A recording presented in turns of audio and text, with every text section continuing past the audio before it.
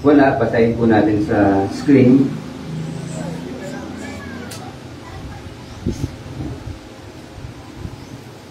Exodus 34 verse 6. And the Lord passed by before him and proclaimed, the Lord God, merciful and gracious, long-suffering and abundant in goodness and truth. Si Yahweh ay nagdaan sa harapan ni Moises at sinabi niya, akong si Yahweh ay mahabagin at mapagmahal. Hindi ako madaling magalit. Patuloy kong ipinadalama ang aking pag-ibig at ako'y nananatiling tapat. Tayo pong lahat ay manalangin. Dakilang Diyos, aming Ama, salamat po sa umagang ito, sa katagumpayan ng lahat ng iyong ginagawa, sa kalagitnaan po ng bawat isang nandirito, sa po ng mga pamilya that each and every one are representing. Dalangin po namin na pangunahan mo po kami, itama mo po, ituwid mo po, at buksan mo ang aming mga puso't isipan, nang sa ganang malaya po kaming makapakinig ng iyong mga salita, nang sa ganun ang mga salita mo na siyang tunay na nagbibigay ng buhay at kapayapaan ang siyang manahan po sa bawat isa. Sinisira po namin sa mga oras na ito anumang trap, anumang pong distractions na inilagay ng kaaway. Sa pangalan po ng aming Panginoong Hesus, ito po ay hindi magtatagumpay at mangyari na ang banal na Espiritu na siyang nananahan sa bawat isa ay patuloy na kumilos nang sa ganon ang salita mo na aming tatanggapin ay mamunga at mais sa pamuhay po namin. Muli sa mga oras na ito, nais po namin kayong itaas at kami po ay itago mo sa inyong likuran. Pangunahan mo po kami, Panginoon, na sa ganon ikaw lamang ang aming marinig. Sa lahat ng ito, kami po ay nagpapasalamat at ibinabalik ang matamis na pasasalamat at pagpupuri sa pangalan po ng aming Panginoong Hesus. Amen and amen. Pwede na po tayo mo po.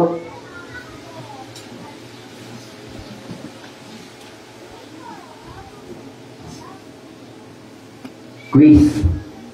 Bago tayo magsimula, familiar po tayo sa core values. Pag sinabi pong core values, kilala niyo po si Iron Man. Si Iron Man, meron po siya dito sa heart niya. Wala na siyang heart eh. Pero meron siyang reactor. So yung reactor na yun po yung nagbibigay ng buhay sa kanya. So ibig sabihin, pag tinanggal mo po yun, isa na lang po siyang piraso ng bakal.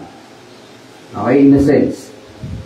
Ganon din po ang isang tao, may tinatawag po siyang core values. Na kapag binuksan mo, yung kaloob-looban ng isang tao, meron mga tinatawag na importanteng bagay o mga values na bumubuo doon sa tao. Ngayon, tayo po bilang isang pamilya dito sa Word Central Ministries, may tinatawag po tayong mga core values. Ibig sabihin, kapag tinignan mo ang buhay ng isang WCM, makikita mo yung mga values po na ito. Ano po yung unang values? Truthfulness. Ibig sabihin, isa siyang nilalang na namumuhay sa katotohanan ayon sa salita ng Panginoon. Ano po yung pangalawa? Purposeful. Ibig sabihin, may purpose ang buhay. Tulad ng kutsara, may purpose po yan.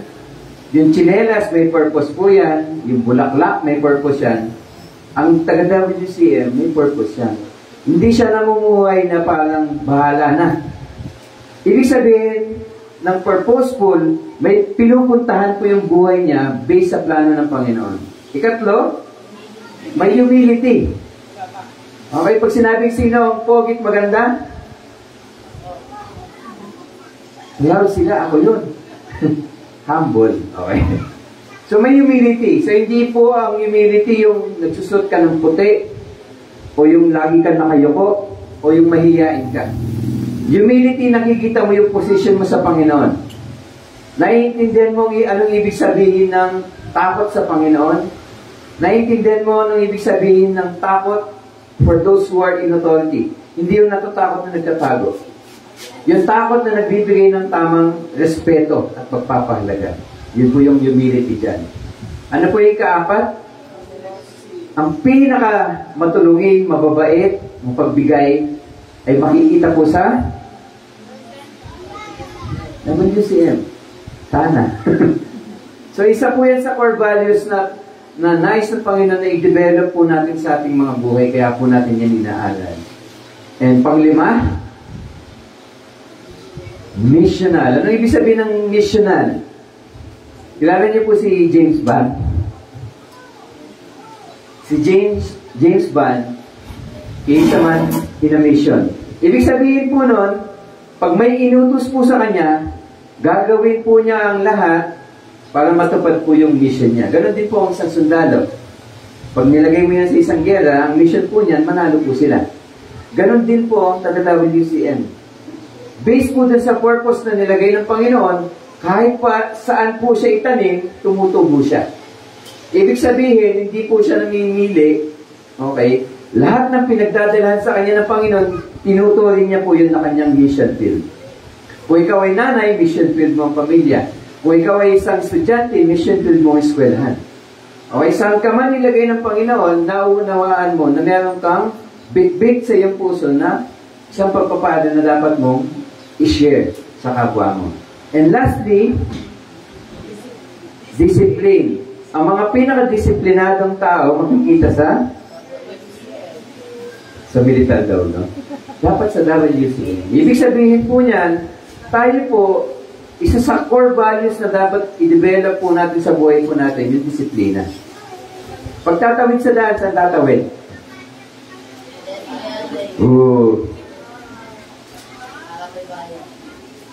Para kapag nasagasaan, di ba? Babayaran ka, di ba? Kasi nasa pedestrian ka. Pwede naman dito mawid sa pedestrian basta walang bantay, di ba? Tama? Basta walang magbabawal sa iyo, pwede. Tama? Hindi po. Ang disiplina, hindi kailangan may nagbabantay. Sino dito sinabi mo, mula ngayon, babawasan ko ang pagkain ng matataba? Sige nga, bantayan mo ako. Paano pag walang nagbabantay sa iyo? Ang lutong naman ng festival. Sisi. Yung disiplina, self-leadership po ang tawag doon. Ikaw po mismo, nililig mo po yung sarili mo. Kaya sa taong walang disiplina is a man of chaos. Kaya ang bata po, ang transition para sa kalalakihan, from being a boy into a man, into being a husband and a father, then magiging patriarch po siya. Ang ibig sabihin po nun, ang boy walang disiplina. Ang man, nakagin ng discipline. Pag sinabing naging father siya, he also, he disciplines not only himself, but also his children. Pag siya po ay tinawag na husband, responsibilidad din po niya disiplinahin yung asawa. Pag siya naman po ay tinawag na patriarch, hindi lang po sarili niyang pamilya ang dinidisiplina niya. Yung influensya po ng disiplina niya, kinakalat niya na sa ibang family din.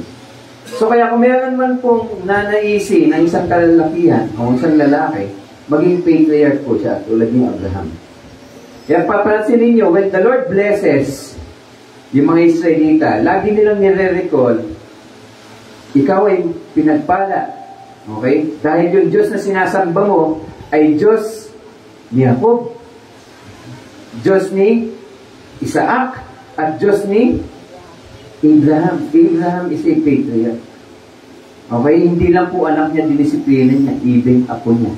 Even yung susunod na generation po niya, ipinasa niya po yung discipline of serving and loving the Lord.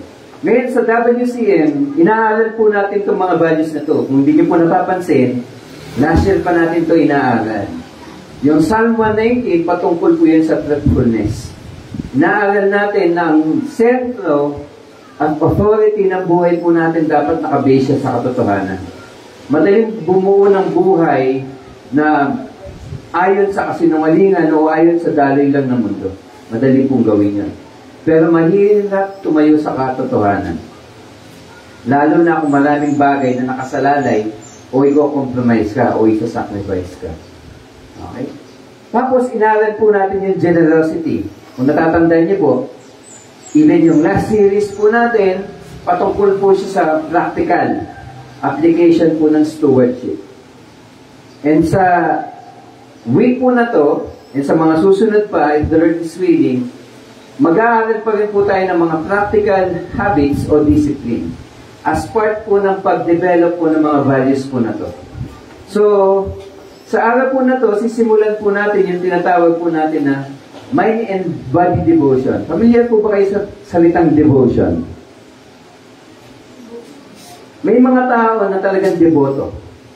Nagagawin nilang lahat, magsusuot sila ng tamang uniform, mag-fasting sila kung kinakailangan, luluhod sila kung kinakailangan as part of their devotion. Okay? Tayo po, when we say devotion, nililinya po natin yung buhay natin based sa salita ng Panginoon. Madali pong sabihin na nagbasa ka ng word, kinabisado mo, pero hindi mo po nais sa pamuhay. Pero karamihan po sa atin, hindi po application yung nagiging problema. Ang number one problem po natin, nagsisimula po sa letter T. Ano po yan? Tayo po ay nagiging tamad. Because maraming panahon, okay naman yung kalagayan natin kaya hindi po tayo lumalapit. Pero sa oras na tayo po ay mangailangan, lagi po tayong, Lord, tulungan mo po ako.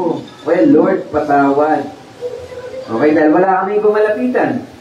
Lalapit ka na ngayon sa last resort mo, kundi ang Panginoon. Ito pong Mind and Body Devotion, bilang bagong series po natin, ito po ay isang series na nagnanais pong i-develop yung mga tamang disiplina. Ang number one discipline na meron dapat ang WCM, kailangan is a man or a person na devoted yung buhay sa salita ng Panginoon. At tandaan po natin yun.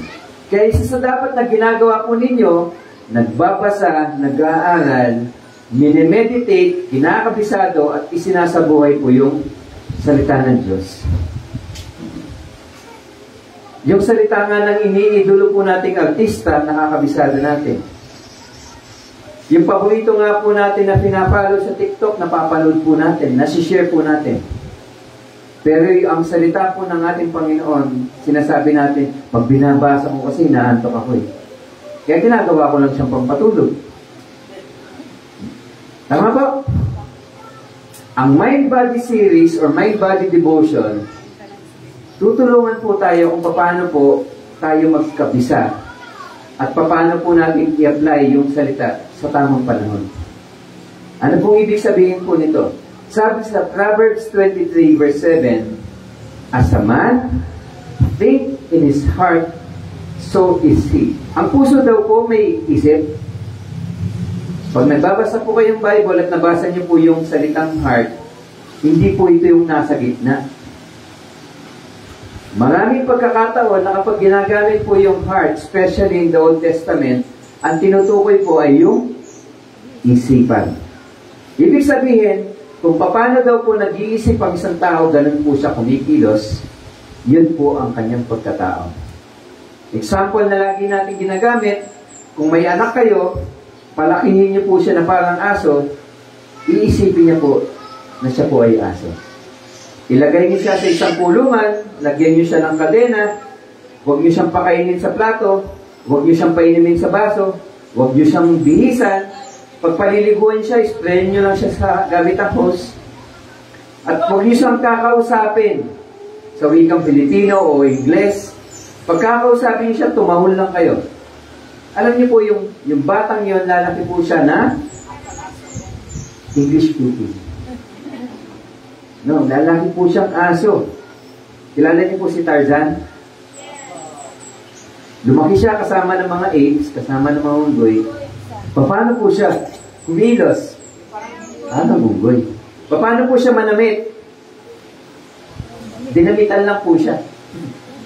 Para mapanood ng mga bata. Pero in a sense, hindi po siya magdadamit. Kasi ang kinalakhan po niyang environment, hindi nagdadamit.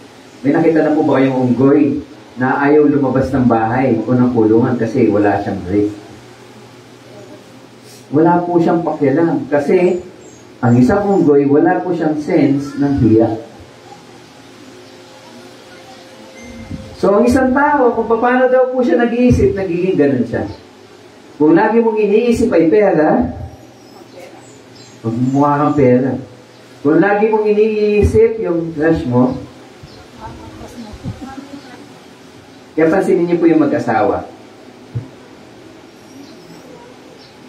Pag blooming yan, hindi ka niya iisip. Pero pag nakakamukha mo yan, namumblema sa'yo. Hindi, joke lang. Madalas po sa mag-asawa po, nagiging magkamukha. Kasi kung meron man pong tao na iniisip po yun, yung pabiyak po. Kahit hindi po sila lumaki sa parehong pamilya, hindi sila lumabas sa parehong magulang, pansinin niyo po, nagiging magkamukha yung mag-asawa. Malayo pa, no? Kasi, ang asawa ko, pumuputi ako, umiitim lahat. Kaya gusto niya po akong background. Malabas ka kasi siya. So, ito pong mind-body devotion, ano po ito? Sa madaling salita, gagamitin po natin yung iba't ibang parte ng katawan natin para paalalahanan tayo dun sa Word of God na binasa po natin at pinabisado natin. Sisimulan po natin yan dun sa tinatawag po na law. Kasi po ang isang tao, kung ano po yung summation ng lahat ng mga kaisipan na meron siya at lahat po ng habits na nilagay po niya sa buhay niya, yun lang po yung kaya niyang ibigay. Kaya kung isang tao, kung mag-isip parang martilyo, lahat ng nakikita niya sa paligid, lahat ng the way na mag-solve siya ng problema, pupukpukin niya lang lahat.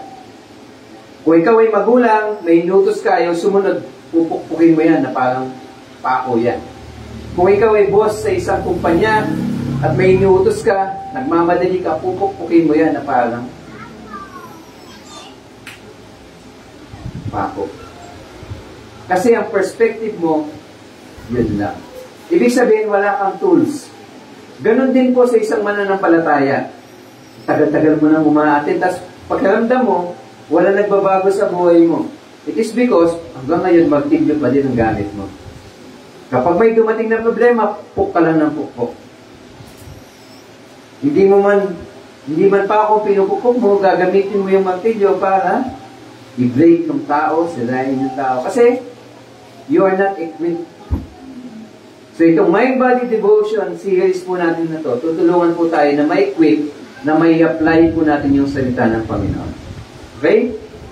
So, sisimulan po natin dun sa tinatawag po na mnemonics. Sabi nyo nga po, mnemonics. Huwag nyo babasahin yung mnemonics. Okay? Ang basa po dyan, mnemonics. Hindi binabasa yung letter M.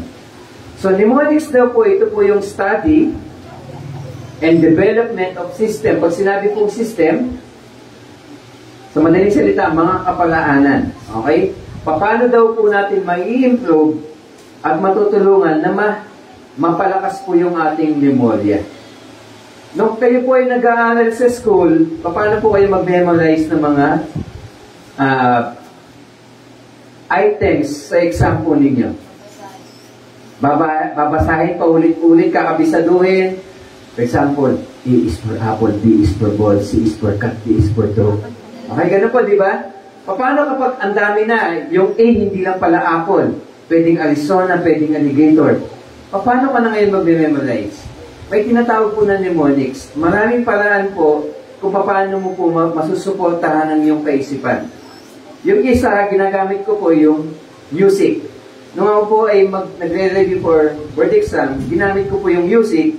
Yung mga paborito kong music, nilalagay ko po din yung principles sa formula. Para makabisado ko po na habang kinakanta ko yun, hindi ko na siya makakalimutan. Pero ngayon, nakalimutan ko. Hindi ko alam kung bakit. Pero at that time, pag sinabi mong Superman, alam ko na po yung formula, alam ko na kung anong topic.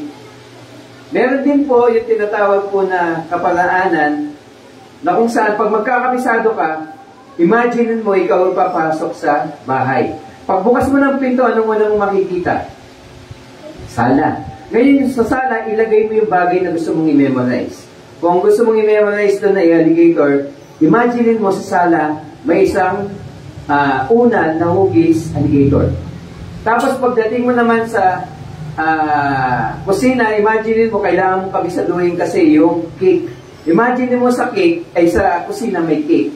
Ngayon, pag gano'n ang ginawa mo po, ang tawag din po doon mnemonics. Kasi tinutulungan mo na makabisado po yung kaisipan mo.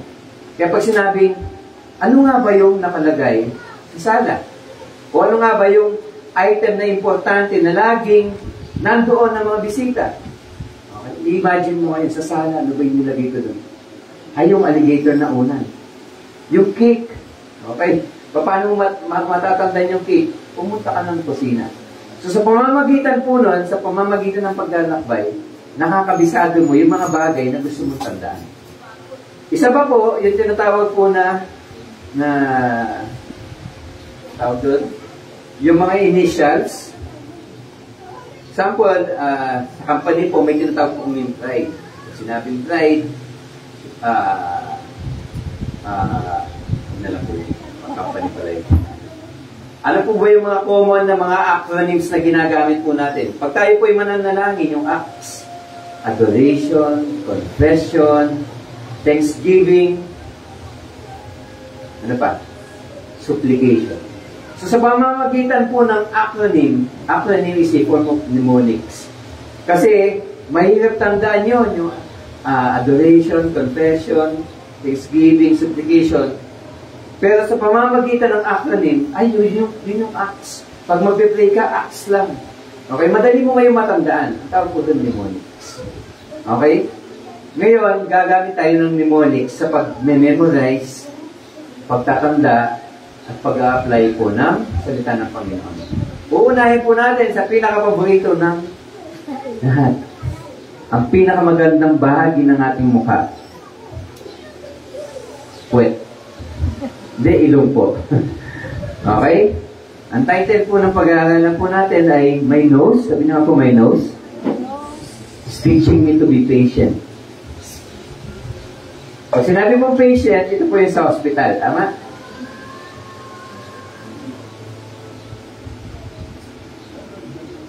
Ano ba yung patient na tinutukoy dyan?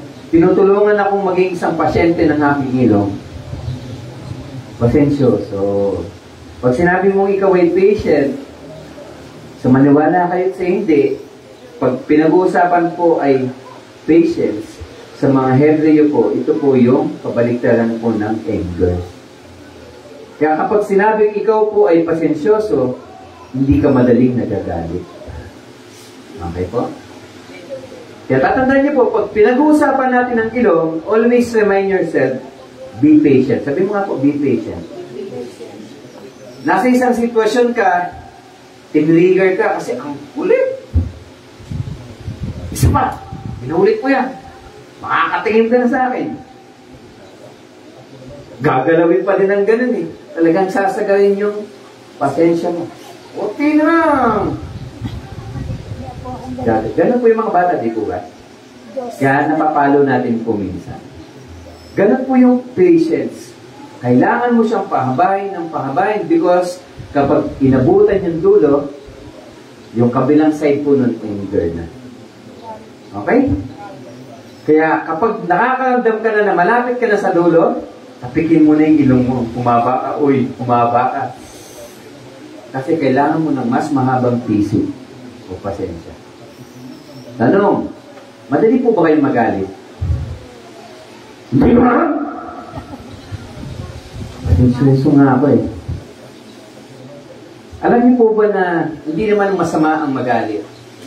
Pero maraming pagkakataon na kapag ang isang tao ay nagagalit, kinakain po siya ng galit niya. And he is being controlled by his anger. Kaya yung anger na yun, nag-lead siya into sin. Okay? Marami po sa mga anger na nararanasan po natin, tinatawag po na self-inflicted.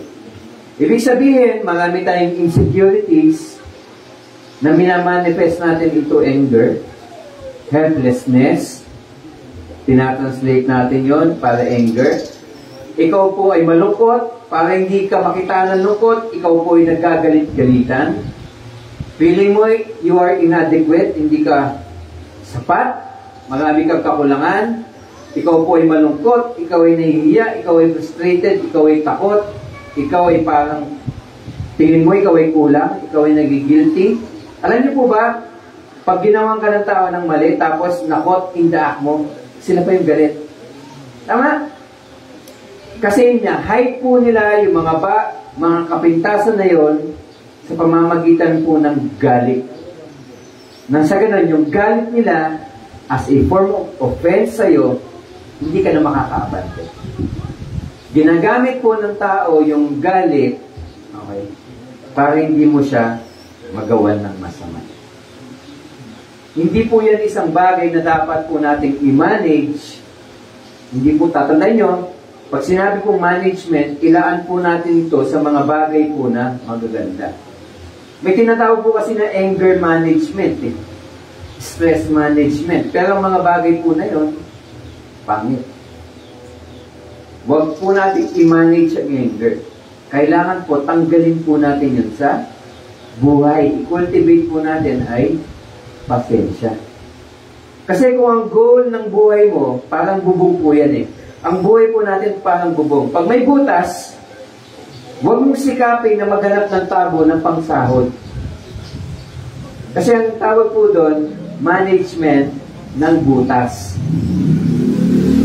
Ang gawin mo, tanggalin mo yung butas. It's either palitan mo po yung bubong o takpan mo yun.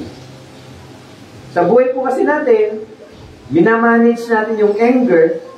It's either we fight back or we suppress. Pag sinabi kong fight back, nagalit sa'yo, magagalit ka din.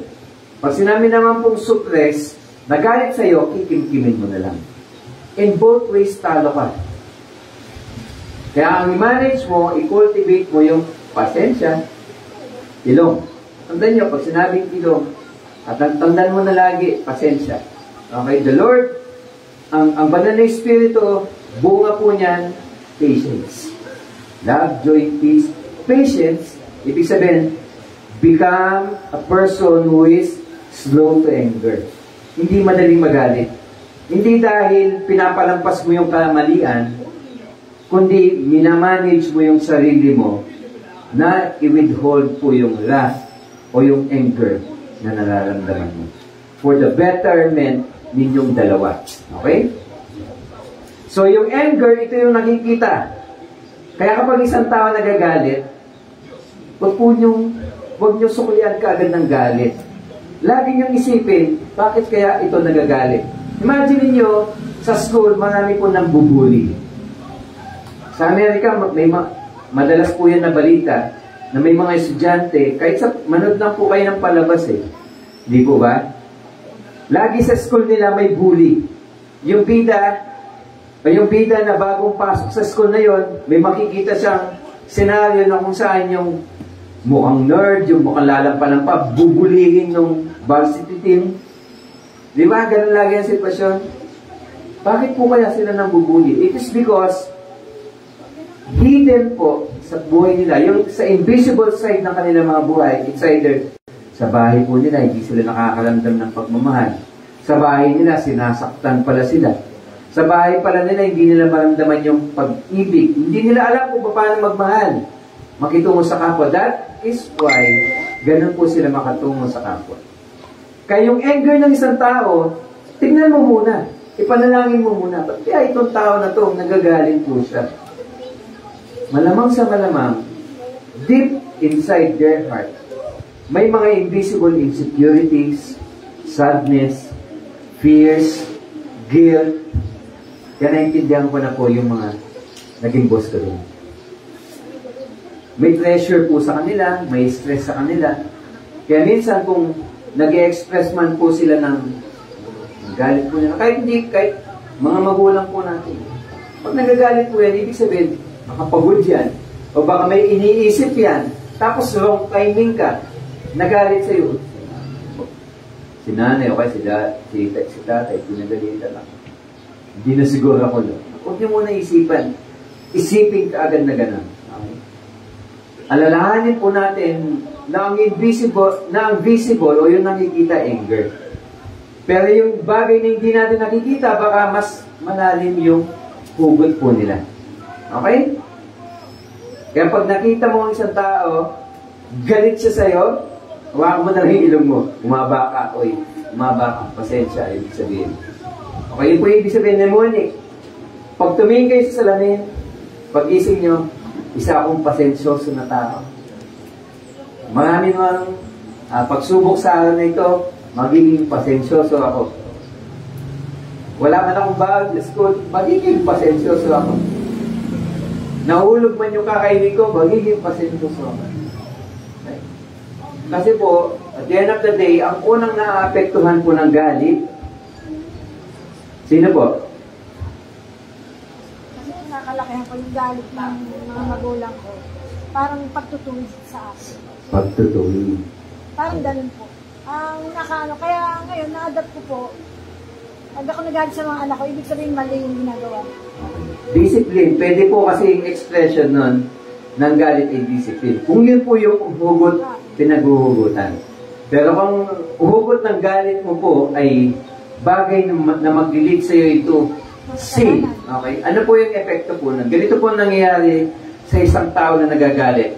Actually, kapag isang tao nagalit siya, pwedeng na-disappoint siya, frustrated siya sa buhay, ginudge siya, tapos di niya matanggap yung judgment, o kaya nireject siya, o kaya may fear siya, nagalit siya, hindi niya pa po alam na galit siya, may nangyayari na po sa kanyang kaisipan. Okay? Yung amygdala na part ng ating utak, pinitrigger niya po yung hypothalamus. Tandaan niyo pa po yung hypothalamus? Yun yung di ba, yung nasa may subigan? Naalala niyo yun? Yung namumuhay sa may putikan? Hypothalamus ba yun? Hypothalamus. So, ito yung nag-trigger sa pituitary gland. Alam niyo pa po yung pituitary gland? Anong ginagawa ng pituitary gland?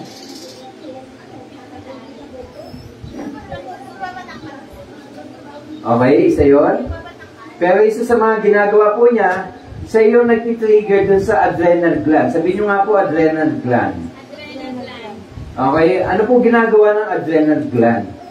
Ito po yung nag-trigger nung tinatawag po natin na stress hormone. Kaya kapag ikaw ay nagalit, naglalabas ka ng stress hormone. Pangit po ba ang stress? No. Not all the times. Pag ang stress, nagpatuloy siya, pangit siya. Pero ang stress, sa tamang pagkakataon, sa tamang panahon, it is a blessing na dinesign ng Panginoon sa katawan. Ano po ba ang nangyayari kapag ang stress hormone ay nirelease po ng ating katawan? Okay? Ano po ba yung mga stress hormone na yan? Cortisol, adrenaline, noradrenaline. Okay, ito po nangyayari doon. Yung cortisol, adrenaline, noradrenaline, pag iyan po ay na-release sa katawan mo, ano po ginagawa? Una, pinapataas yung blood sugar. Bakit? Imagine kung ikaw ay nasa isang panganib, papalapit sa iyo ang isang tiger. Namamasyal ka lang, napadpad ka sa isang gubat. Papalapit ka papalapit sa iyo ang isang tiger. Anong gagawin mo? Hihiga lang, di ba? Tsaka matutulog. Kasi sa Lord ka naman eh. Di ba? Peaceful naman ang buhay mo. Hindi! Ang gagawin mo, dahan-dahan, magpe-prepare ka, kumuha ng mic at kumanta ng di ba? Sana kahit minsan. Hindi. Ang gagawin mo, magpe-prepare ka, tumakbo. Pansinin niyo po sa oras ng mga panganib, meron po tayong kakaibang bilis at kakaibang lakas. Pag may nasunog, nabubuhat yung rep. Imagine niyo po, nasunugan yung rep na kayang bitbitin ng 2 hanggang 3 tao para may baba sa bahay. Binitbit ng isang tao. Yung anak mo, biglang nasagasaan ng kotse. Magulang, binuhat yung kotse. May ganun pong case. Ang tawag po doon, adrenaline. Nag-work po yung stress hormone sa iyo para bigyan ka ng kakaibang lakas at kakaibang bilis. Ibig sabihin po na ang stress hormone, hindi po siya masama. Pero kapag ito po ay nagpatuloy sa iyong katawan for longer periods of time, masama pong epekto. Bakit? Imagine niyo kapag ang stress hormone na-release, pabibilisin niya yung pagtaas ng blood sugar. Blood sugar is a fuel. Fuel ng katawan po yung asukal. Okay? So kapag tumaas po yan, gagamitin yan kasi kailangan mo tumakbo na mabilis, kailangan mo ng fuel. Di po ba, pag nagmamaneho, hindi lang puro brake. Para umandar ka, kailangan mo ng gas. Di ba? Kahit i-clutch mo yan ng i-clutch, nililipat mo lang yung gear, pero kung walang gas, hindi yan tatakbo. Okay, kaya gagawin ng katawan, yung stress hormone, para patataasin yung blood sugar mo. Okay? Isusuppress, ibig sabihin, sa shut off. Yung immune system mo, gumagamit yan ng asukal, gumagamit yan ng enerhiya, gagawin ng stress hormone, sasarado muna. Tsaka ka na, hindi pa natin priority ngayon yung immune system, ha? Dadalhin ko muna, okay, sa skeletal at muscular system, yung lahat ng enerhiya at nutrients. Kasi, nasa panganib tayo. Yun yung ginagawa ko ng stress hormone. Kaya pansin mo, kapag ikaw po ay stress, yung dugo mo nasa ulo, nasa extremities. Yung kamay mo parang lumolobo. Pansin niyo po, yung paa mo parang lumalaki siya, tumitigas. O kaya yung kamay mo, kasi ready ka para mag-fight. Lumaban at tumakbo. Yun po yung ginagawa ng stress. Kasi inihahanda ka, okay? Wala kang pakialam kapag ikaw ay endangered. Naku, nandiyan na yung COVID virus. Mag-mask tayo. Wala kang pakialam doon. Kasi ang katawan mo, sa shut off niya yung immune system. Walang pakialam sa ano man yung nasisingat mo sa paligid mo. Kasi ang concern niya, kailangan kong proteksyonan yung katawan. Bibigyan kanya ng boost ng energy. Ihahanda niya yung physical body mo nang sa ganun ikaw ay makapag-fight o makapag-flight o tumakbo. Okay? Tapos yung blood flow daw po, mag-i-increase sa iyong mga muscle. Yun nga po, yung parang lumulobo, yung kamay mo. Yung pump ng katawan mo. Di po ba kung ikaw po ay kailangan mo ng maraming tubig, anong gagawin mo? Bubuksan mo po yung gripo ng todo. Okay? Imagine mo kapag yung pump na nagsusupply sa atin ng tubig mahina. Kahit itodo mo po yung pagkakabukas ng gripo, pag mahina ang pump, mahina din ang daloy ng tubig. Ganon din po yung daloy ng dugo. Eh ano po gagawin? Uutusan ng stress hormone yung puso. Nasa panganib tayo. Tumibo ka na mabilis. Ibig sabihin, mag-pump ka ng mas marami. Kaya yung puso mo, kapag ikaw ay stress, ay nandiyan ang crush mo. Namamawis ang kami mo. Bakit? Nadadilate yung muscles mo. Ibig sabihin namamaga. Dahil nakakaramdam ka po ng stress.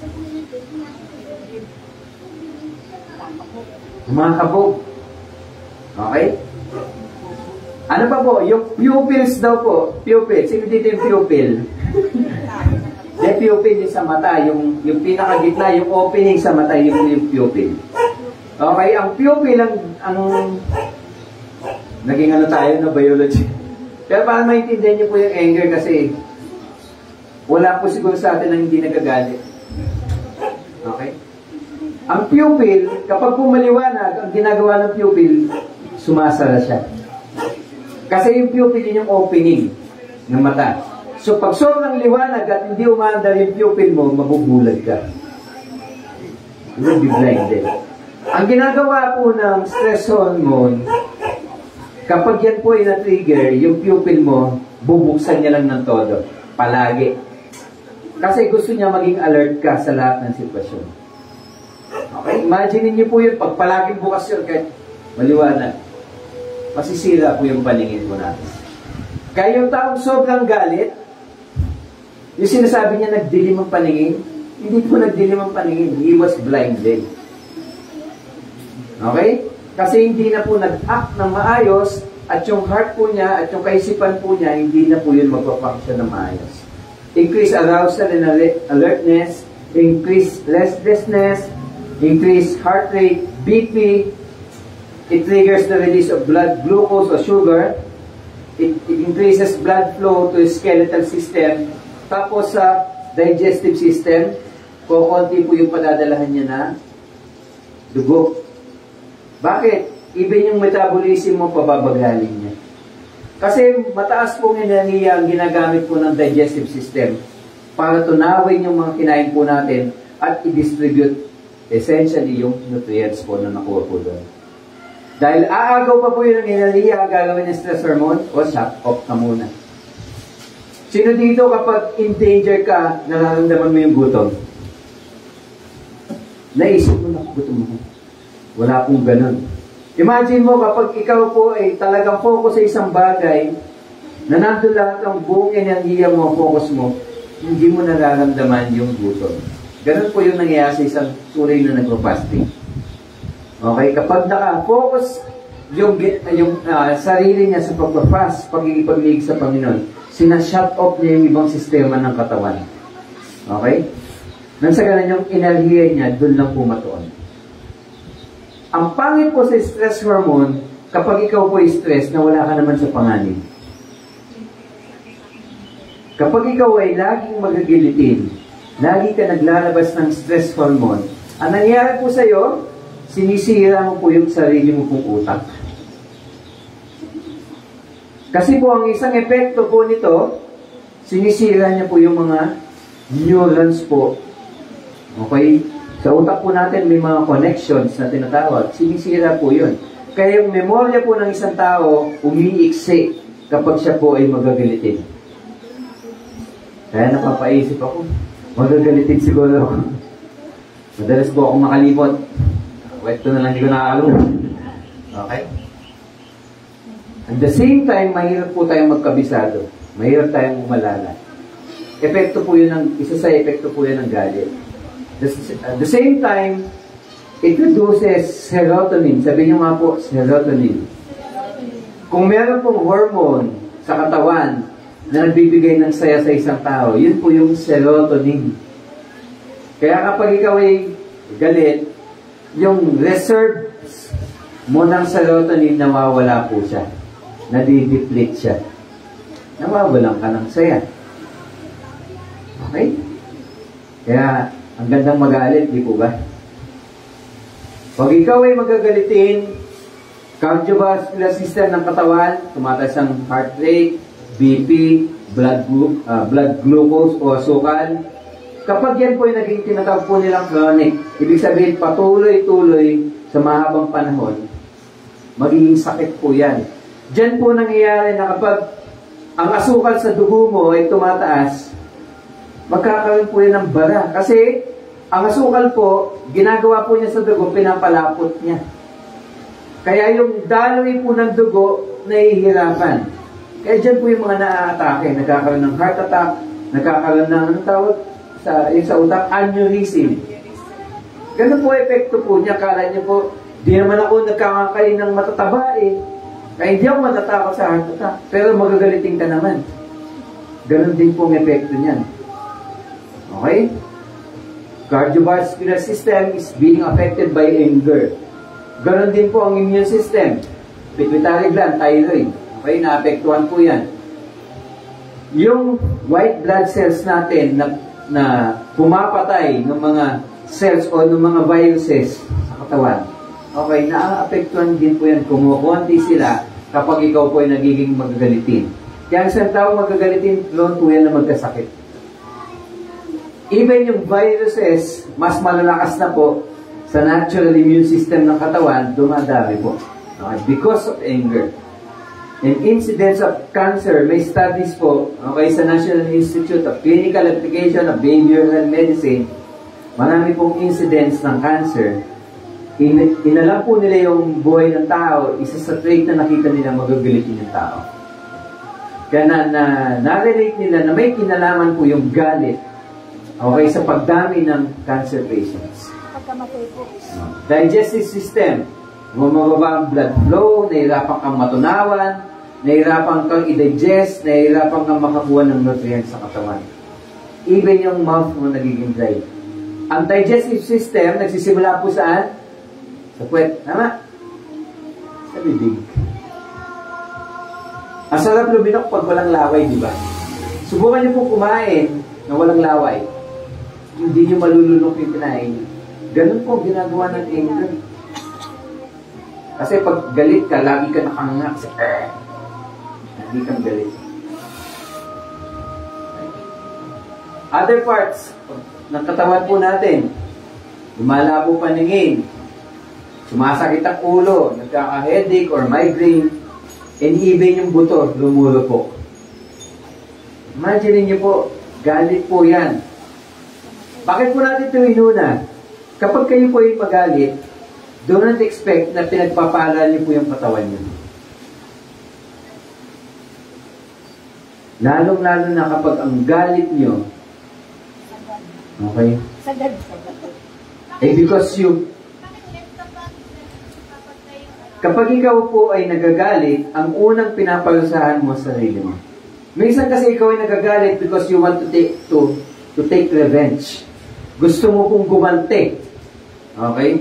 Doon sa mga bagay na nagkukos sa'yo ng galit. Pwedeng anak mo yan, asawa mo yan, kaibigan, katrabaho, boss mo. Kahit sino pa yan na nag-trigger ng galit mo. Marami po sa atin, nagpa-fight back tayo. Okay?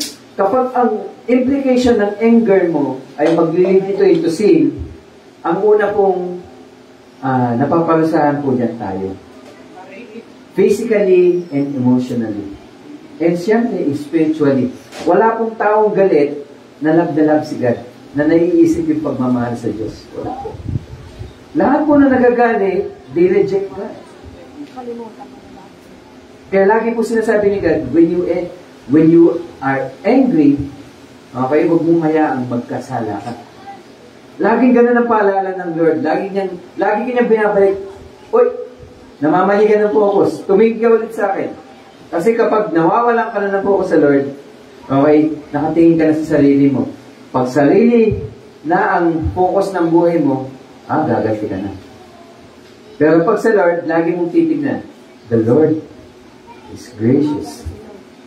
The Lord is merciful, slow to anger, and abounding in love, or steadfast love. Okay? Pag sa Lord ka nakafocus, aalalahanin mo lagi yung ilong na ibig sabihin ay be patient. Okay?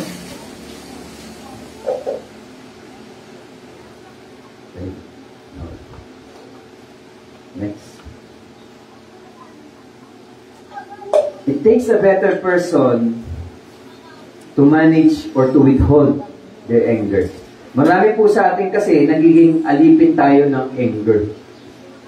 Kaya po, yung uncontrolled anger, nag-lead siya into sin. Simple, na nagalit po kami ng TDC, sabi, maraming pagkakataon, nasa tama ka naman eh. Tapos yung kasama mo sa daan, sila yung pasaway. Yung tawag nila kamote.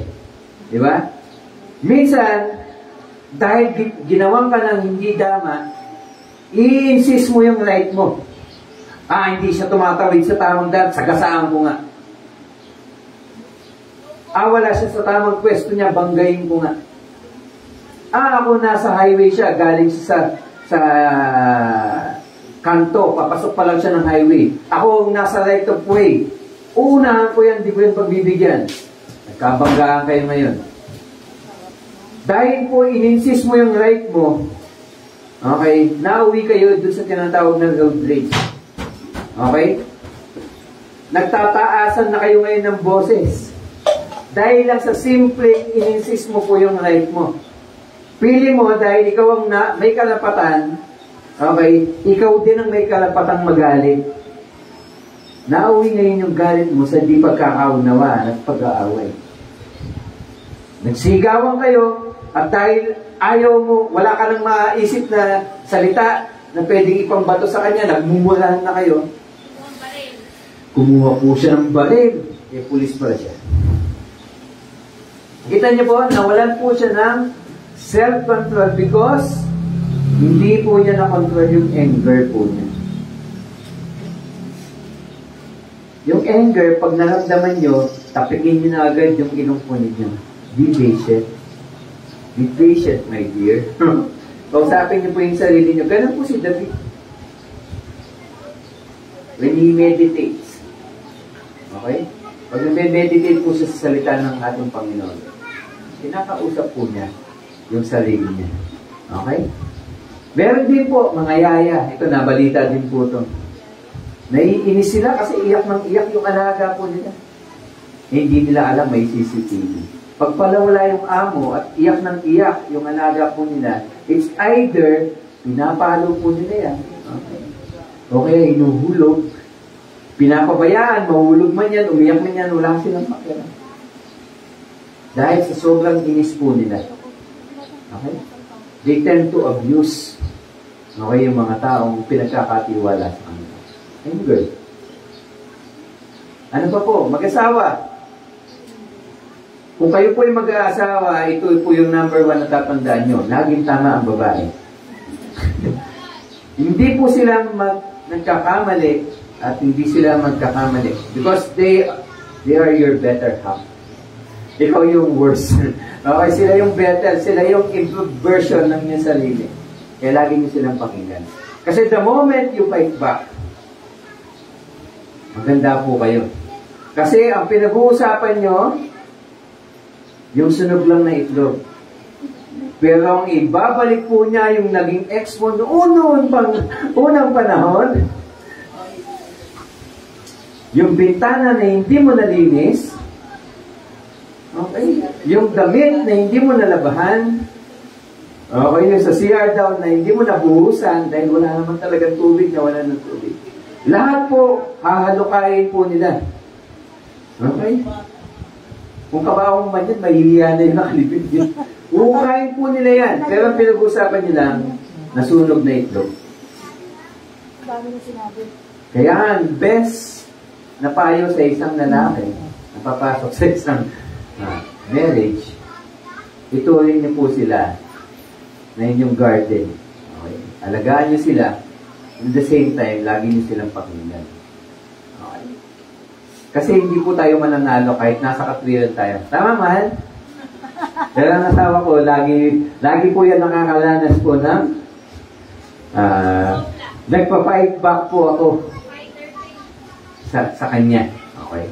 Especially during the times na may prinsipyo akong gustong but the end of the day, talo pa din po ako. Kasi po, may prove ko man po yung point ko, pag galit naman po siya sa akin, hindi din po ako masaya. Kaya lagi po, dapat din na mauna po mag-sorry yung lalaki. But not at all times. Minsan, nagsasorry din naman ang babae. Pero yung po tatandaan po natin, wala pong nananalo sa dalawang nag-aaway. Kahit yung estudyante, nasabi ng teacher, tumayo ka!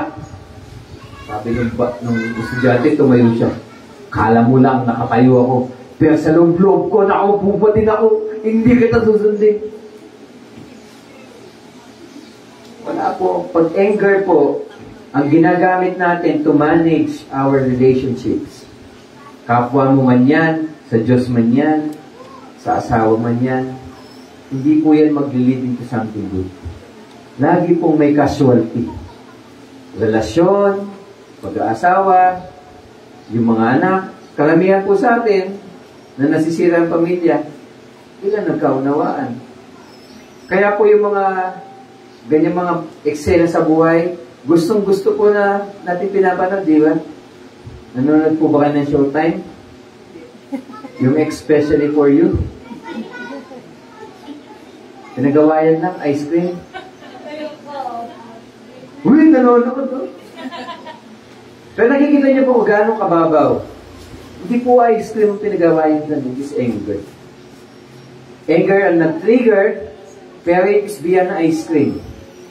Yung kawalan ng pagpapahalaga. Sabi nga po natin, ang anger, yun yung visible, pero invisible doon sa anger, yung fear, yung guilt, yung helplessness, yung sadness, yung insecurities. May nakatago po doon. Kaya kapag nag-aaway, shut off mo yung tenga. Kung ang goal po ninyo ay tenga, ibig sabihin po nun, learn to listen. Huwag kang makikinig para malaman mo paano ka mag-fight back. Intindihin mo. Okay? Exodus 34 verse 6, ito po yung binasa po natin. Ang Diyos po, He has all the reasons to be angry. Nasa kanya po yung rason para siya po ay magalit. Imagine niyo po ang mga Israelita na niligtas po niya, tinanggal niya sa Egypt, dadali niya sa lupang pangako.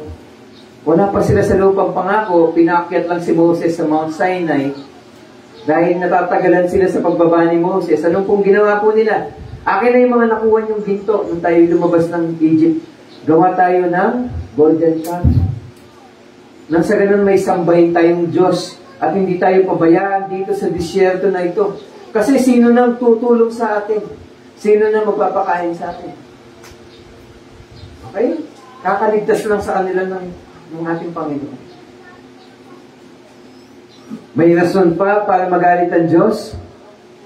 Yes. Kaya pagbaba ni Moses galing sa Mount Sinai, ano pong ginawa po niya? Binasag niya po yung tablet. Naku, sayang yung tablet, no? Hindi po yung tablet na alam po natin, ha? O yung iniinom. Yun po yung stones na kung saan nakasulat po yung commandment. Binasag. Even yung golden calf, sinira po niya. Dahil po doon, parurusahan sila ng Panginoon, kung hindi lang po nanalangin si Moses. Kaya po nung nanalangin si Moses, sige, natanggap ko yan. Umakyat ka ulit ng bundok, mag-chisel out ka ulit ng 2 tablet, okay, isusulat ko ulit yung aking covenant sa inyo. Okay? Nang mangyari po yun, ang sabi po, dumaan daw po, okay, ang ating Panginoon sa harapan po ni Moses. At sabi ni Moses, the Lord God, merciful and gracious, long-suffering, and abundant in goodness and truth. Kasi kung meron lang po silang deserve, kapalusahan.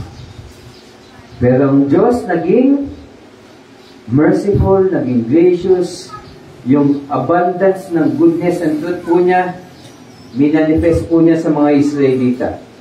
Winidhold po niya yung tinatawag po nating anger. Okay? Ano po yung dinisplay ng Lord? Sabay-sabay po tayo. Long suffering. Pag sinabi pong long suffering,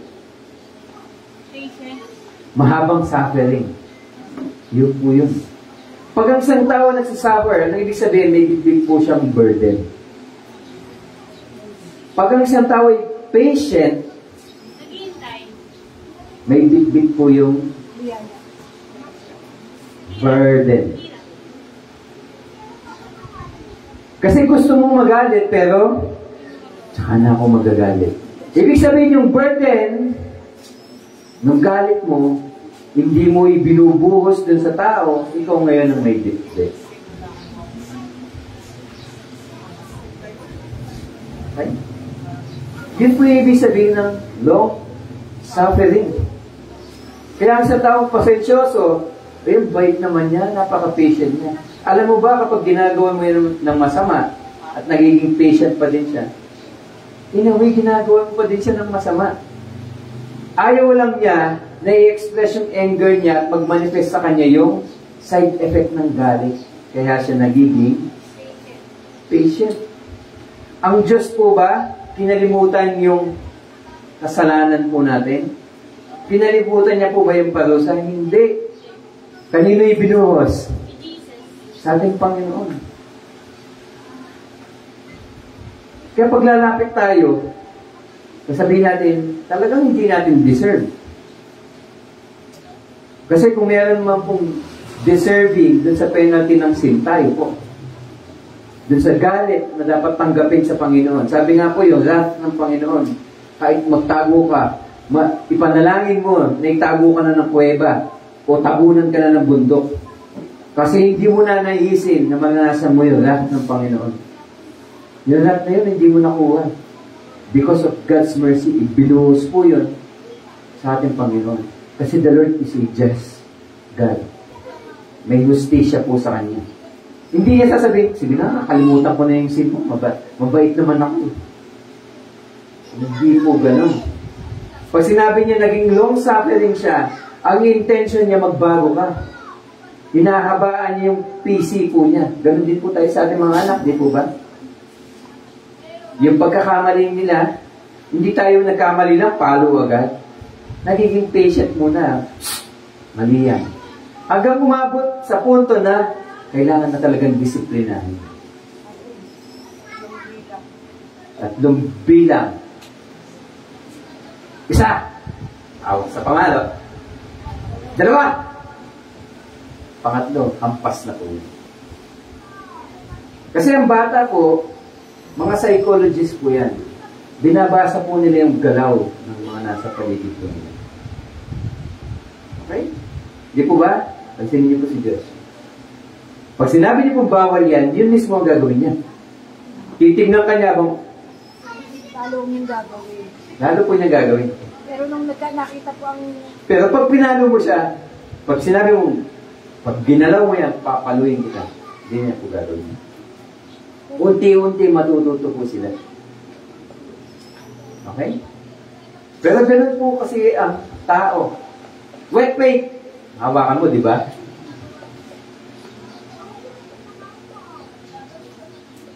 Gusto kasi nating i-try.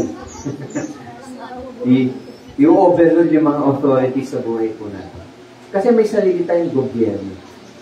Pero bilang isang mananampalataya, you subject yourself under the governance of our Lord Jesus Christ. Siya po yung magiging gobyerno ng buhay po natin. Siya po yung hari, hindi tayo. Okay? Yan ito, nakita po ni Moses na napakabuti ng Panginoon. Kasi yung, at that moment kasi pwede na silang parusahan ng Lord eh.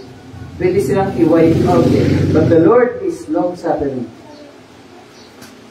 Sa ibang salin po, sa nung Exodus 34 verse 6, iba-iba po yung gamit niya. Kaya pag nabasa niyo po, iisa lang ibig sabihin. Pag sinabi pong long-suffering, yan po yung slow to anger, yan yung patient, endlessly patient, doesn't become angry quickly, not easily angered, pare-pareho lang po ibig sabihin yan. Hindi madaling magalit. Okay? Long-suffering mean, ikaw yung nagbibit-bit ng mga maling ginawa sa'yo at hindi ka nagpa-fight back agad-agad. Okay? You are patient or you have patience under the existence of an offense. Okay? Ginawa ka ng masama pero hindi ka nagpa-fight back. A sign of being patient. Inaabuso ka na, hindi ka pa nagpa-fight back. Oh, may mali din doon. Okay. May tamang panahon po. Pero ang sinasabi po na long-suffering, okay, hindi mo nilalagay sa kamay mo po yung authority. Minsan, inaabuso ka na, okay, sasaksakay ka na, I'm a patient person. Mag-fight back ka. May tamang panahon po yan. Pero nag-ingay lang, napasigaw lang, na-trigger ka na agad, galit ka na agad, pinagpapalo mo na agad, may anger issues ka. Okay? You need to cultivate patience pag gano'n. Kailangan mong mahil. Yung salitang long-suffering dun sa Exodus 34 verse 6, dalawang salita po yan sa Hebrew. Yung arek, tsaka po yung up. Okay? Arek, ibig sabihin po ng arek, ibig sabihin po ng tukralog, pahabain. I-delay. Ibig sabihin naman po nung up, nostrils, ilong, mukha, o kaya anger. Kaya pag pinagsama mo po yung arek at up, ibig sabihin po nun, prolong o delay the anger. Okay? Kaya sa kanila po kasi, tatandaan po natin ang mga Hebreo, pag ang isang bagay hindi nagkikita, nalalasahan, nahawakan, naririnig, hindi po yun nag-exist. Sa kanila po, pag sinabing galit, may kinalaman po yun doon sa ilong. Ang isang tao daw pong galit, nagbabaga ang ilong. Ganun po nila i-picture out yung anger. Kaya kapag isang tao may anger po siya o angry po siya, ano po yung itsura? Nakangiti, di ba? Di po ba yung ilong umiiksik? Kasi yung ilong, sa halip na humaba, Nagpo-push up siya. Tapos yung dugo namumuo sa mukha po niya. Kaya sa kanila po, pag sinabing galit ang isang tao, nagbabaga ang ilong.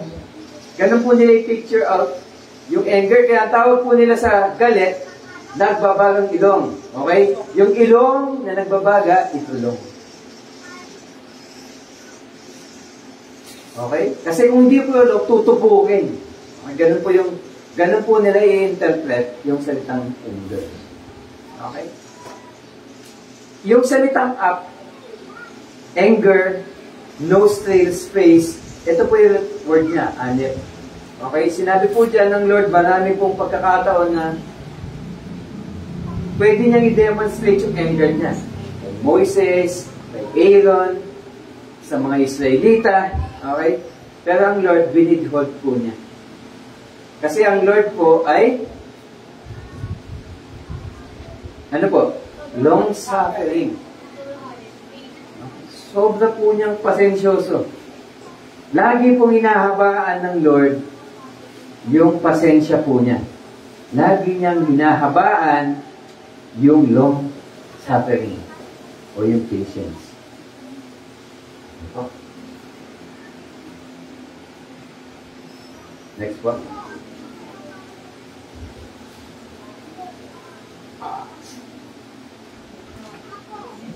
Ang salitang anger po, literally, ibig sabihin po, burning nose. Nakakita na po ba kayo ng bull?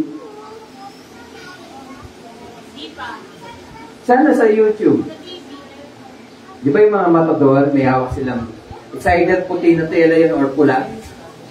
Tapos pag susugod po yung toro, tatanggalin na po nila o iiwas po sila. Di ba? Ang ginagawa po nila, ginagalit po nila yung bull, kaya yung bull. Galit na galit po yun. Ganun po ang ibig sabihin po sa mga Hebreo ng anger.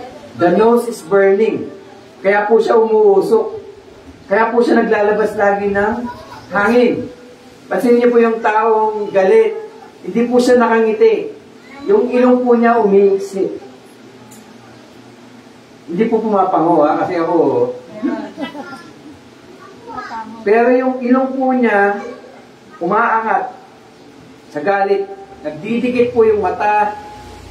Bumubuka yung bibig. Nagnangalit yung ngipin. Yung kilay nag-iinit. Nagsasalubong ang kilay.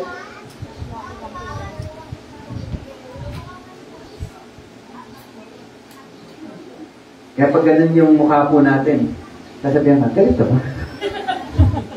Ay, hindi, natural yan. Ganyan talaga yan. Natural yan. Kasi nung gumanon ako, nagkaroon ako ng ano dito, problema sa mukha. Na-paralyze yung ano ko ng PC. Pero lagi parang galit. Ang isang taong masiyahin, maaliwala sa mukha. Pero ang isang taong galit, lukot. Maraming wrinkles. Busangot. Okay? Nagbabaga po yung ilong. When the Bible says God is long-suffering, ang ibig sabihin po nun, God has a long nose. Yung PC po, yung ilong, which symbolizes anger, hinahabaan. Parang kandila po. Ang kandila, pag umabot na po sa dulo, yung wick, o yung, ang tawag po doon, yung parang, ano nga ba tawag doon sa? Mitya. Okay. Pag naubos po yun, ibig sabihin, tapos na. Okay. Parang ganun po ang ilong ng ating Panginoon. Pag sinabing siya po ay long-suffering, parang napakahaba po ng kandila.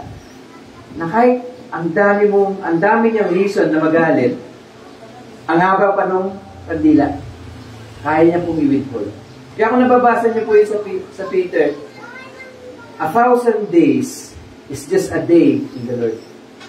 Hindi po yun tumutukoy kasi iniisip ng iba, ganun pala magbilang ng Lord. Ang 1 day sa Kanya, 1,000 sa atin, kaya i-calculate natin kailan siya babalik. Hindi po ganun. Ang konteksto po nun, kapag ang Lord, tinitignan po yung kalagayan ng mga tao. At ini-express po niya yung katapatan niya. ayaw niya po na meron po sa kanyang mga anak na hindi magbalik loob sa kanya. Kaya ganun po kahaba yung pasensya po niya. Even if it takes 1,000 years sa atin, okay, kahit at one day lang equivalent nun sa kanya, ibig sabihin po nun, ine-experience po yung patience po niya. Para maunawaan po natin. Kahit sabihin na maging patient lang ang Lord ng one day, ibig sabihin yung equivalent po na noon sa atin ay napakahaba. Okay?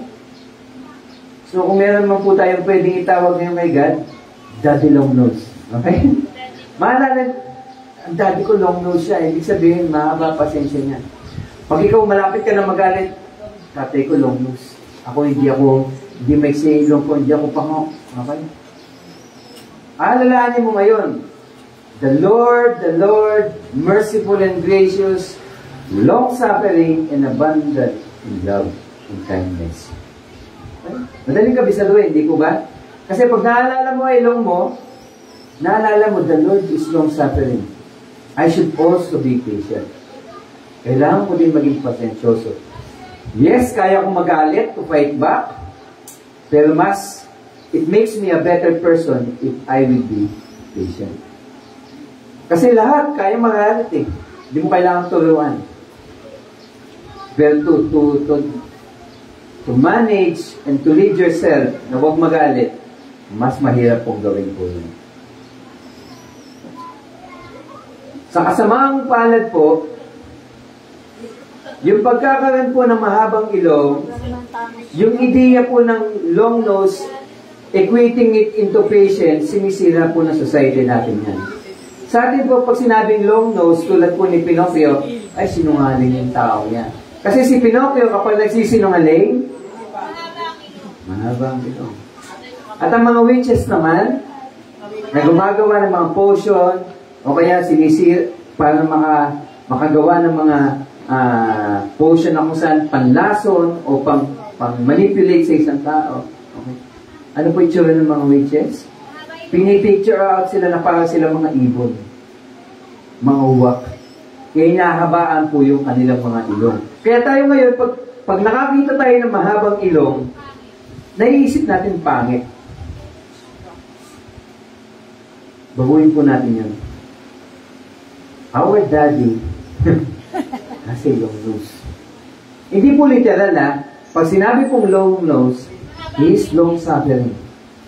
Kaya isipin po natin, pag nasa sitwasyon tayo na pwede na tayong magalit, daddy has a long nose. Patient din ako. Okay? When God chooses patience over anger, 2 Peter 3 verse 9, the Lord is not slow. Hindi po daw maiksi, hindi po mabagal ang ibig sabihin yan. Hindi po maiksi. O hindi po siya tumutupad, hindi daw po siya walang isang salita. Okay? Tumutupad po siya sa kanyang pangako. Okay? Bakit po medyo matagal sa tingin ng iba? Okay? Because the Lord is patient. Lord, kailan ka babalik? Yung kapitbahay ko kasi hanggang ngayon, inilis pa din ako. Totoo ka ba talaga na faithful ka? That you are a just God? Kunin mo na siya, Lord. Okay. Sabi ko, the Lord is patient. Naging patient nga siya sa iyo. The Lord is patient, not wanting anyone to perish, but everyone to come into repentance. Gusto ng Lord magbago. Kaya kapag ang tao nagagalit sa iyo, ipanalangin mo, magbago yung tao. Bilang mananampalataya, i-train. Hindi po yun madali eh. Pero i-train po natin ang ating mga sarili na maging patient so that we can understand that person. Maging compassionate po tayo. Yun po ang ibig sabihin niya. The Lord can choose anger, but He chooses patience instead. Okay? So ano po yung antidote sa anger? Kung kayo po ay nalason ng inyong galit, ano po yung gamot? Galit din, tama? Hindi. Pasensyoso. Choosing patience sa pamamagitan ng steadfast love. Yun po yung abundant love. Yung kala mo, nasa dulo ka na ng hangganan ng iyong pasensya, may mahihaba pa yan. Kasi kapag pinaghuhugutan mo ng pasensya ang Panginoon, hahaba yan. Kasi ako din po nung nag-asawa, sinasabi ko nga po, alam ko sa sarili ko, pasensyoso ako eh. Pero nung nag-asawa ko, doon ko nalaman na maiksi po pasensya ko. Nawala. Kaya isa po yun sa dinidevelop at kinukultivate ko pa din sa heart ko. Pag may mga bagay na hindi na kailangan pansinin, pinipili ko na lang talaga yung battles. Ganon din po sa asawa ko kapag may dudulog siya. No pack. Talaga siya, no pack. Hindi sa wala akong pakialam dun sa tao. But I want to preserve din yung puso niya, yung heart niya. Pumili tayo ng mga battle. Okay? Kasi magagalit lang tayo kapag nag-dwell tayo dyan. At yung galit natin, pwede tayong makapag-isip ng mga bagay ng masama dun sa tao. O kaya, i-distance mo na yung sarili mo. Hindi mo na siya papansinin. Pala ka na dyan. Gagamitin na lang kitang bad example ba ng tao. Pangit yun. Ganun po ginagawa ng anger, it divides. Pero sabi ng Lord, choose patience. Bakit? Kasi ang patience, ang hinuhugutan po niyan, yung kamag-anak po niya. Love. Magkakamag-anak po yan, yung bunga ng banal na Espiritu. Hindi mo pwedeng tanggalin yung isa at mag-exist yung iba. Hindi ka magkakaroon ng patience kung walang love. Hindi ka magkakaroon ng patience kung walang joy. Subukan niyo pong gawin yung trabaho niyo ng walang joy. Mawawalan ka ng pasensya. Subukan mong tumulong sa tao na yan na everyday nakahilata lang. Kung walang kindness talaga, natulungan na ma-develop yung tao, mawawalan ka ng pasensya. Okay? Kaya ano pong antidote? Tinulong sa atin ng Panginoon. Paano hindi ka mag-govern ng anger? Kasi hindi minamanage ang anger. I-cultivate mo yung pasensya sa buhay mo sa pamamagitan ng pagmamahal. Okay? God is slow to anger. He has a long nose. And He is abounding in steadfast love. May dadaanan lang po tayong mga scripture kasi makikita niyo po yan paulit-ulit, especially in the Old Testament, na binabanggit po yung statement po na ito. Psalm 103 verse 8, the Lord is merciful and gracious, slow to anger and abounding in steadfast love. Exodus 34 verse 6, yan po yung main verse natin na binasa. Numbers 14:18, the Lord is slow to anger and abounding in steadfast love, forgiving iniquity. Okay? Because of God's patience, nagagawa din po niya magpatawad ng ating mga kalikuan, kamalian. But He will by no means clear the guilty. Okay? Wini-withhold niya yung galit, pero hindi niya kinakalimutan. May kabayaran po ang kasalanan. Yun lang po ibig sabihin po. Pero tatandaan po ninyo, yung sin po natin, na ipapasa po yan. Ang maling gawi ng ating pamumuhay, na ipapasa po yan from generations to generation. Kaya nasabi ng Lord, gayahin po natin siya. Mag-umapaw po tayo sa pag-ibig at pahabain po natin ang ating pasensya. Psalm 86 verse 15, but you, O Lord, are God merciful and gracious, slow to anger and abounding in steadfast love and faithfulness. Joel 2:13, and rend your heart and not your garments. Return to the Lord your God, for He is gracious and merciful, slow to anger and abounding in steadfast love. Psalm 145 verse 8, the Lord is gracious and merciful, slow to anger, and abounding in steadfast love. Jonah 4:2, same din po. Nehemiah 9:7, ganun din po ang itinuturo. Maging pasensyoso. Sa paanong paraan? Cultivate patience, okay, through steadfast love. Okay? Steadfast, parang walang hanggan. Hindi maubos. Walang limit na pag-ibig. Sa atin po kasi ang pag-ibig natin may limit, di ba? Isa pa! Ulitin mo pa yan. Okay. Ang steadfast love, walang limit na pag-ibig. Nauubusan lang po tayo ng pag-ibig kapag ang hugot ng pag-ibig natin sa sarili. Pero kapag hugot ng pag-ibig Diyos, okay, parang naka-postpaid. Yung data mo hindi nauubos. Okay? Ganon din po ang pag-ibig sa Panginoon. Nehemiah 9:17, same. Matthew 5, verse 21 to 24. You have heard that it was said, si Jesus po nagsasalita po dito, that it was said to the people long ago, you shall not murder, huwag kang papatay. And anyone who murders will be subject to judgment. Okay, parurusahan, lilitisin ng isang taong nakapatay. Pero sinasabi ni Jesus, but I tell you, anyone who is angry, sino daw man po ang magalit sa kanyang kapwa, kuya, ate, kapatid, he will be subject to judgment. Parurusahan siya. Okay?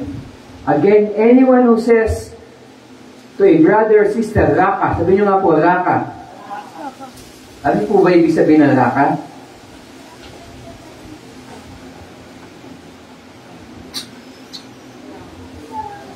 Ibig ko sabihin po nun, bobo. O kaya inutil. Lang alam, mamang. Sa kanila po, sa Eastern culture, especially sa mga alamay, pag sinabihin mo ang isang tao na fool o bobo, pwede kanyang idemanda. Kasi sa paniniwala po nila, sa bawat tao nananahan po ang Panginoon. Kaya pag sinabi mong fool ang isang tao, hindi lang yung tao ang inunsulto mo. Even ang ating Panginoon. Ganon din po yung salitang kalbo. Pag sinabihan mo isang tao na kalbo, ibig sabihin ng kalbo sa kanila, mangmang. Walang laman ng isip. Okay?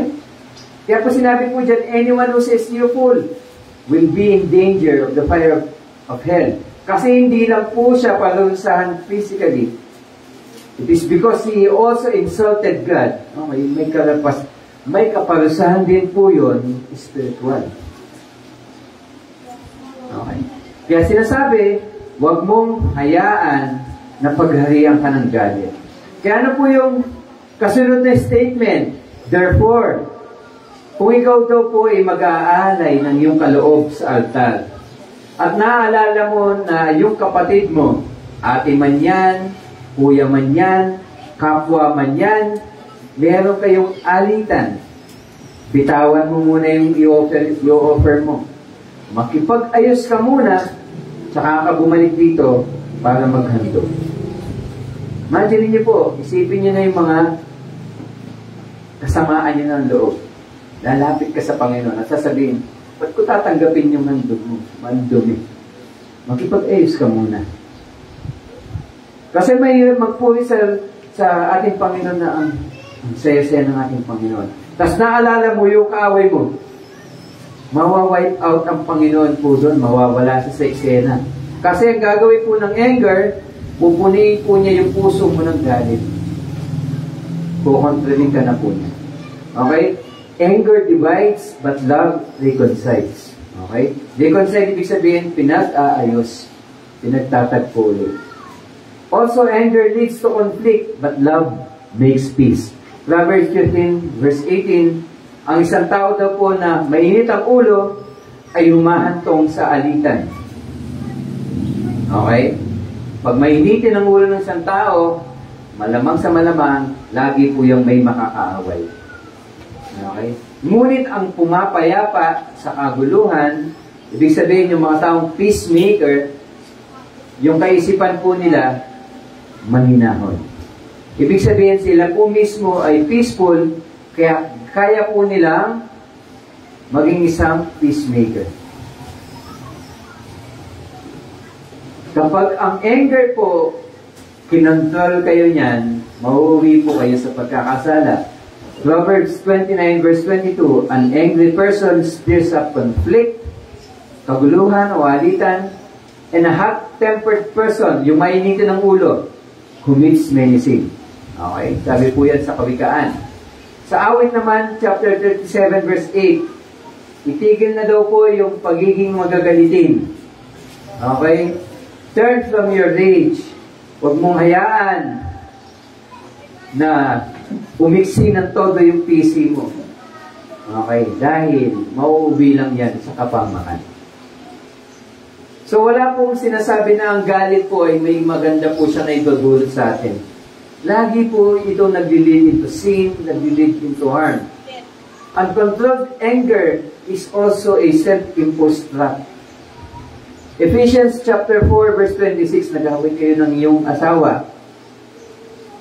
Sabi mo, hindi ako makikipagbati sa kanya, siya may kasalanan. Siya lumapit kung gusto niya. Kung ayaw niya akong patulungin sa kwarto, nagkulong sa kwarto, dito ako sa sala.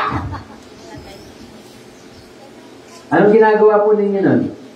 Hinahayaan nyo na lumipas yung magdamag na hindi nyo nasusolve yung problema at may galit kayo sa inyong puso.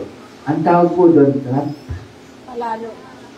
Alam niyo po ba yung sa gubat, may tinatawag po silang foothold. Yung foothold po na yun, pag naapakan ng isang animal, nangyayari po doon, parang ano po yan, may mga patusok na bakal, ganun po yan, yung bitag. Pag naapakan po yung gitna po doon, nag-i-snap po yun. Gumagal po siya. So, ibig sabihin, pag naapakan po yun ng hayop, naiipit po yung paa po niya doon at hindi siya makakawala. Ganun daw po ang galit na pinapalampas at hindi na-resolve. Especially sa taong close na close sa isa't isa. Tingnan mo, pag nagalit ka sa Panginoon, nagbabackslide ka na. O nagtatampo ka na, ayaw mo na. Nag-pray ka kay God, hindi sinagot, galit ako sa iyo. Hindi ka totoo. Nag-pray ako sa iyo, pagalingin mo yung family member niya, ay namatay. Hindi ka totoo. Sabi mo, mahal mo kami. Sabi mo, tutulungan mo kami. Nagalit ngayon kay God. Lumayo na. Anger is a self-imposed trap. Kaya nasabi sa Ephesians 27:26, go ahead and be angry. You do well to be angry, but don't use anger as a fuel for revenge. Huwag mo hayaan na kontrolin ka ng anger mo at ang anger mo mag-lead sa'yo into sin at mag-fight back ka. Instead, ano daw pong gagawin? Ano daw pong gagawin? Don't stay. Paano ka po hindi mag-stay na angry? Cultivate patience through steadfast love. Okay? Dahil kapag pinalampas mo po yan, para kang umapak sa isang foothold. Okay? It's a trap, sabi mo. Pag may nagagalit sa'yo at nararamdaman mo magagalit ka, it's a trap. It's a trap. Long nose. Long nose. Daddy ko ay long nose. Okay? Be patient. Be patient, Jason. Be patient. Baka pag may nagagalit sa'yo, gaganon ka bigla, ah. Kasi imagine niyo lang po. Baka hawakin nyo, ba't ka gumagano, hinihinis mo ba ako? Baka lalo magalit sa yung tao. Gamitin nyo lang po yung imahinasyon. Imagine niyo mahaba po yung ilong po ninyo because you want to elongate your patience. Okay? Don't give the devil that kind of foothold in your life. Swerte naman ng devil pag nagpatrap ka. Kasi yun yung sinasabi nila, nagdilim ang paningin ko. Okay? Kasi they are also being trapped na eh. Ano na sila? Wala na silang kakayahan na i-manage yung sarili. Okay? Kinokontrol na yung kaisipan nila, yung emosyon nila ng kaaway. Okay? Uncontrolled anger shows a lack of self-control.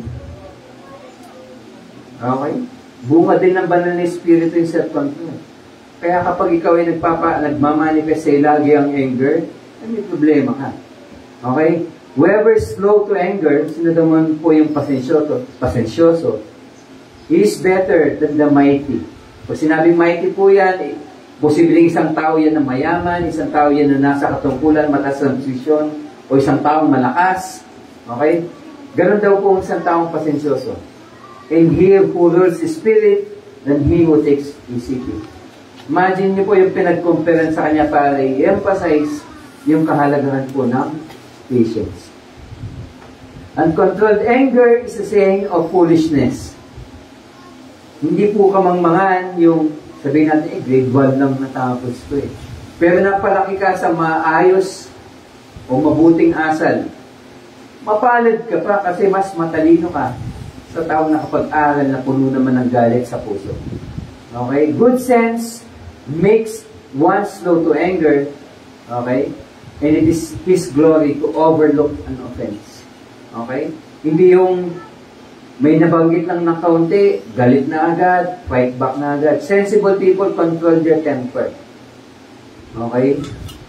Alam nila kailan magsasalita.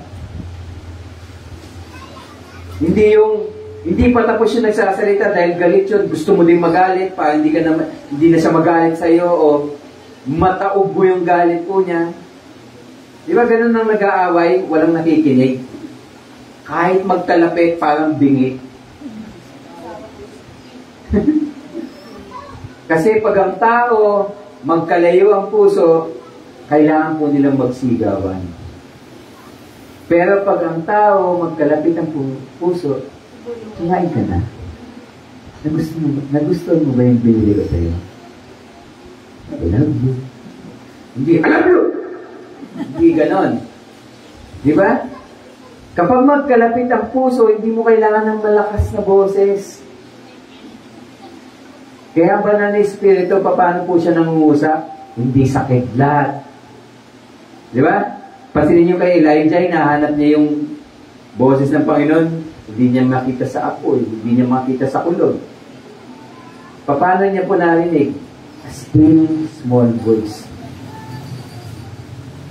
Kasi kung malayo ang heart sa Panginoon, paano mo siya madidinig? Ilapit mo muna yung sarili mo sa Diyos. Draw near to God and He will draw near to you. Submit yourself unto God. Yun yung sinasabi. Resist the devil and he will flee. Pero as long as na yung heart mo na nandun na ang Satan, may foothold sa'yo, mahirapan ka lumapit sa Panginoon. Okay? Naunawaan po, uncontrolled anger is a sign of foolishness. Yun po yung tunay na mangmang. Patience is a key to persuasion. May favor kang gusto? Alam niyo po ba, ang patience ay isa sa mga attitude na magandang i-develop na nagbibigay din sa isang tao na makakuha ng magagandang pabor. Yung boss mo na, hindi kang pinagagalitan. Pero kahit na pinagagalitan ka, iniintindi mo lang siya. You are becoming patient, at tinatry mong intindihin yung sitwasyon, intindihin yung pinapagawa. Kanina binibigay yung promotion. Siyempre dun sa favorite. No, madalas na madalas, ibinibigay dun sa pasensyoso niya, staff. Sino po yung favorite ninyong anak? Yung lagi yung pinapagalitan. Kasi kung di niyo yung favorite at wala kayong pakialam, gumawa man niya ng masama, okay lang. Pag nalang naapektuhan yung image nyo, tsaka nyo nalang papaluin. Pero yung lagi yung pinapansin na anak, okay? Yun yung binibigay nyo ng favor. And most of the time, yun yung pasaway. Okay? Sa atin po, pag sinabi pong patience as a key to persuasion, sinasabi ng Scripture, kapag tayo po ay dinidevelop natin yung patience sa ating buhay, it always opens door for us dun sa mga favor na hindi nagiging available sa mga taong kulang sa pasensya. May business kayo, kanino may pagkakatiwala? Dun sa walang hilig dun sa business niyo? Doon sa pumasok lang na isang araw, sabi, papunta ako. O doon sa everyday pumapasok, talagang ini-enjoy. Nagiging patient, kahit mahirap, kahit siya, anak siya ng may-ari, pumasok siya dun sa kaliit-liitan, pinakamababang posisyon para alalin. To show their patience. Diba dun napupunta ang favor? Because patience is a key to persuasion. Yan po yung sinasabi dyan. Through patience, a ruler can be persuaded. Pag sinabing persuaded, meron kang hihingi na something na gagawin niya for you on your behalf.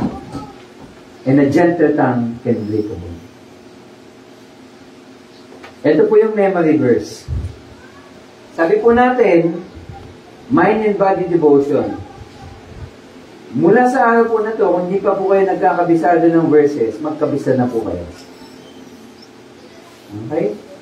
Pag-uwi nyo, hawakan nyo yung ilong, sabihin nyo, be quick to listen, slow to speak, slow to get angry. Be quick to listen.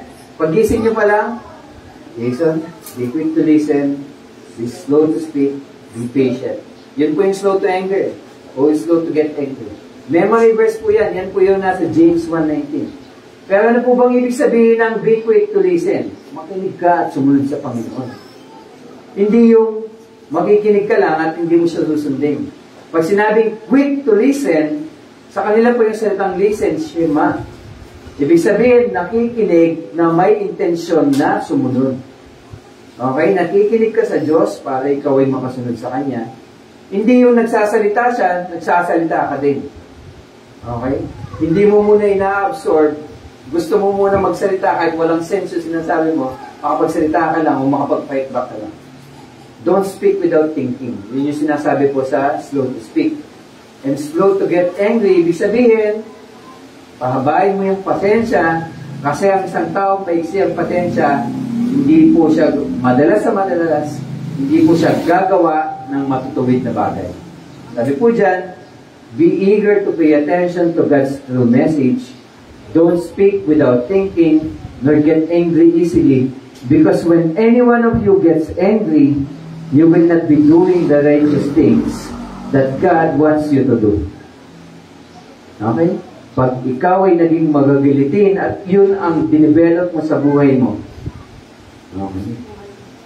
Hindi mo susundin ang Panginoon. May sinasabi ang Diyos, uunahan mo siya. Eh, ano magbigay? Kung magbibigay, kahit sa'yo galing yan, pinaghirapan mo to. Sasalita ka na, hindi ka pa nakikinig. You do not pay attention. Wala kang intention sumunod. You are not listening. At dahil may sinasabi siya at ayaw mong pakinggan, nauuna pa yung pagsasalita mo. Kahit walang sense, kahit di mo naunawaan. Ba't ako magbibigay? Ako naghirap nito. Tapos may lumapit sa'yo. Pwede mo hingin natin. Tama, tamad mo. Nakita niyo po? Ang hindi pagsunod sa Panginoon, nag-lead po na mas pahalagan mo ang sarili mo kaysa sa salita po niya. And because of that, kinakat off mo yung love sa kapwa mo. Kaya napakadali pong maging angry. Ano po yung sinasabi? Ano yung antidote? Ano yung panlunas sa galit? Cultivating patience through steadfast love. Pahabain ng pasensya sa pamamagitan ng paghugot ng pag-ibig sa Panginoon at pagbibigay nito sa iyong kapwa. Yun po yung kaparaanan ng pagiging patient. Yung hindi ka lang, sige kahit galit siya, hindi lang ako magsasalita. Pero kinikimkim mo yung galit. Hindi po ganon. Pag sinabi po cultivating patience, you try to understand and still love that person. Na kaya siya nagagalit because hidden inside may hugot siya. Kailangan mo maintindihan yung hugot ng sa'yo ng matulungan mo. Naunawaan po. Next week po, balik po kayo ha. Tapos, pa-contest tayo. Kabisaduhin niyo po yung verse ng James 1:19-20. Kahit ito lang po. Be quick to listen, be slow to speak, and be slow to get angry. Surprise. Saka na, surprise. Pero alam niyo po, i-apply niyo lang yan sa buhay niyo, maraming pagbabago ang mangyayari. Naiinis na kayo sa mga anak ninyo. Be quick to listen, be slow to speak, be slow to get angry.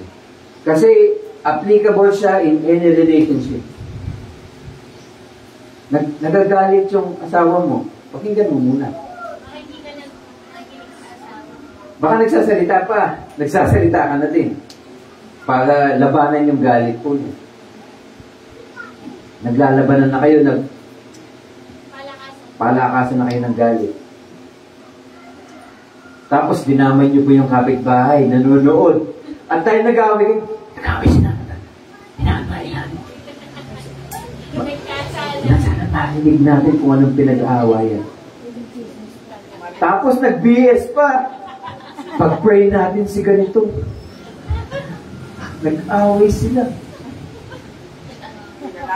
So makabilang bahay pa rin pa. Ang tawag po doon, holy chismis. Holy marites. Okay? Be quick to listen, slow to speak, slow to get angry. Hindi po sinasabi po niya na quick to listen, gumanon. Tapos, slow to speak. Walang iya ka. Hindi po ganun ang ibig sabihin yan. O kaya angry. Etong sa'yo. Hindi po yan ang ibig sabihin po niyan. Matuto po tayong pahabaan po yung ating pasensya. Umugot tayo ng pag-ibig sa Diyos nang sa ganun maranasan natin yung pag-ibig at pag naranasan natin yung pag-ibig, ibigay din natin sa kapwa natin. Tayo mismo, deserve natin yung galit ng Lord. Pero di niya binigay. Instead, pag-ibig ang binigay niya by extending His patience. Bakit di natin gawin sa kapwa? Pwede po siya. Mahirap siya, totoo. Pero pwede siyang gawin. Pwede siyang i-cultivate. So, call to action, aside from the memory verse, huwag niyong i-manage yung galit. Huwag kayong magkimkim ng galit. Okay? I-cultivate niyo po yung pasensya sa pamamagitan ng paghuhugot ng walang hanggang pag-ibig ng Diyos. Tsaka niyo po paalalahanan niyo sarili niyo, umaba ka. Okay? Pag may nagagalit sa inyo, huwag kayong gaganon na. Alalahanin niyo lang po, long nose, daddy long nose. Kaya pag-isip nyo ngayon, ako ay isang pasensyosong tao sapagkat ang aming Ama, mahaba ang ilong. The Lord, my God, my Father, is merciful and gracious, long-suffering, and abounding in steadfast love. Okay? God is slow to anger and abounding in steadfast love. May nakabisado na kayo at may ma-apply pa kayo sa buhay. Ilong pa lang po yan. Ang dami pong gamit ng ilong. Pag-uusapan pa po natin yan and ibang mga parts sa mga susunod na weeks po. Okay, tayo pong lahat ay tumayo at tayo po ay magpasalamat sa ating Panginoon.